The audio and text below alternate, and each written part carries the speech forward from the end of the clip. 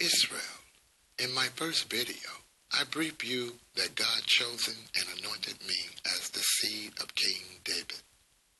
I briefed you about how imagination is sin, that imagination is why violence is on the earth.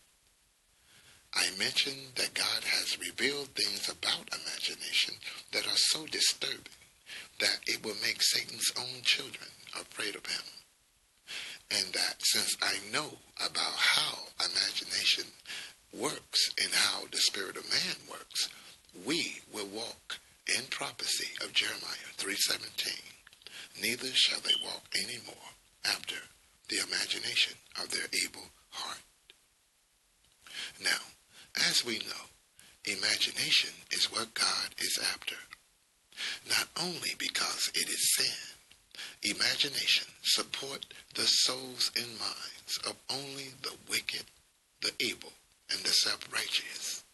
Everyone else suffer in life using it, thinking that all is good in their lives, but they end up dying as spirits from feeling emotion of pleasure and pain, of death, of insanity in their spirits looking through their eyes. They feel emotions that force them to hurt, harm, or kill others, and the wicked, the evil, and the self-righteous benefit from it all.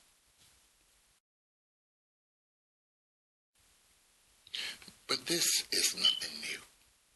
Since the fall of man, man has felt emotion of pleasure and pain of death in his spirit looking through his eyes.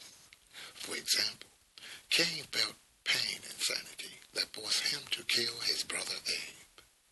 Esau felt pleasure and insanity that forced him to think little of God. King Saul of Israel felt pleasure of insanity that forced him to disobey the voice of the Lord. And after Saul was rejected for it, he felt emotion, pain, insanity that forced him to imagine killing David. I brought up this biblical insanity to establish that the nature and reality of Judgment Day is feeling emotion of insanity in our spirits looking through our eyes. And to say that emotion of insanity of death means to not know God. I also brought it up because knowing that imagination is sin is our cue. It means that sin is finished and bringing forth death.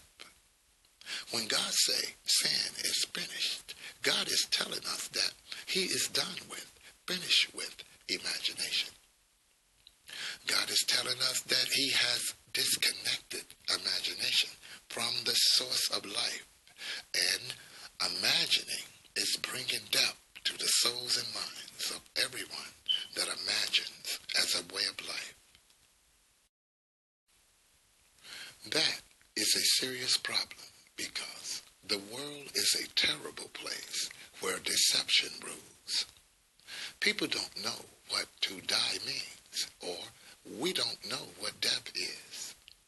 Well, to die means when emotion of pleasure and pain change our spirit into whatever the emotions are, and to keep from dying or becoming the emotions forever, we translate the emotion into verbal or physical acts that hurt, harm, or kill others to keep from dying in our own sins. That is why God is after imagination. Now, death is emotion, darkness, the same darkness that we see outdoors at night, which means darkness is inside of bodies everywhere, and people think they have life inside of them, even after feeling the pain of death when a loved one dies or when they lose things that they value. But listen carefully, my people. Our enemies, the fallen angels in the flesh of man, instituted emotion as natural by showing us things in the media to make us feel emotion, because their very existence among us depend on us feeling emotion of pleasure and pain of sin in our spirits, looking through our eyes. They need for us to express sin, emotion, darkness, and doubt out of our bodies upon our own kind in order to blend in with us. For they are the invaders. They are the evil spirits who have to steal, kill, and destroy man, to live among man. It's what they do. And they have power or say so only over those that do what they do. However, the day of consummation has come for the seed of fallen angels in the bloodline of wicked people. Truth is invisible fire of God that consumes their spirits. And the people near the top of pyramids who worship the fallen angels are now without the authority on earth that fallen angels were given them.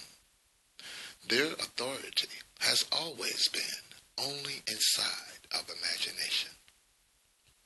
You have to know the horror about imagination to appreciate what God has done for us. Therefore, no matter who you are or what you are, if you can love, you need to show that you can love. You see, fallen angels cannot love. If we can love, we are one of us. And we need to show that we can love, for judgment of pleasure and pain of insanity is coming upon all spirits that cannot love. All who cannot love will go insane right before our eyes because, as spirits, they will be either the seed of fallen angels or the souls of people choosing to feel sin, darkness in their bodies. For they will hate their fellow man because they are thinking about life, hearing and seeing life only inside of imagination.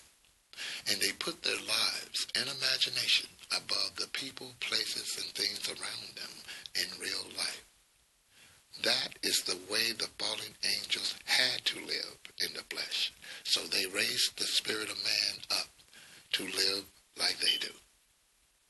You were briefed about the power by which Judah will be gathered. Now, we all must understand that God is about to bring the mountain low and raise up the valley.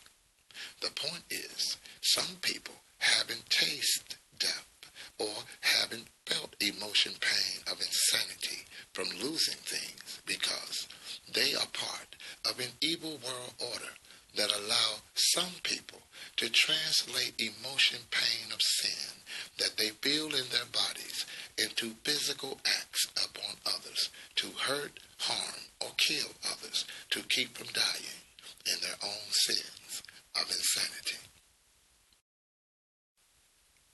Well, those days are over.